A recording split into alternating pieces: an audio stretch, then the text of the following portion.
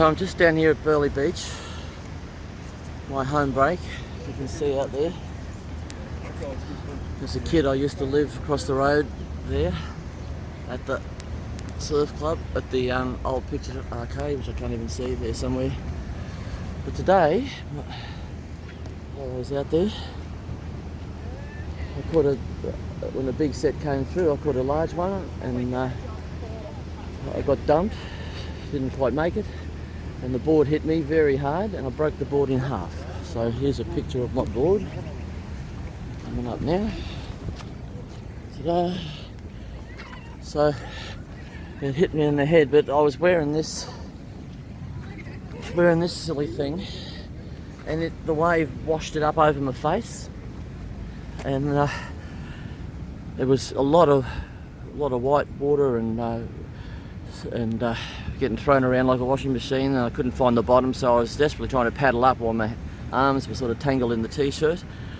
And then when I finally got to the surface, I went to take a breath, but because the shirt was up over my head, I couldn't get a darn breath, and the second wave hit me and did the same thing again.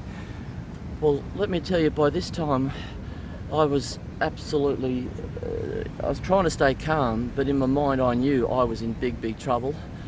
And I think I just tried to stay calm and kept paddling for what I hoped was the surface, and I couldn't get a breath because the shirt was still there, and I desperately just tried to rip the shirt off, and I got a little breath before the next wave hit, and by that time I was okay. But in all my years of surfing, that's the biggest scare I've ever had, and all the silly things I've done in aeroplanes and hang gliders and helicopters, that's cars, motorbikes, that was the closest little scare I think I've ever had.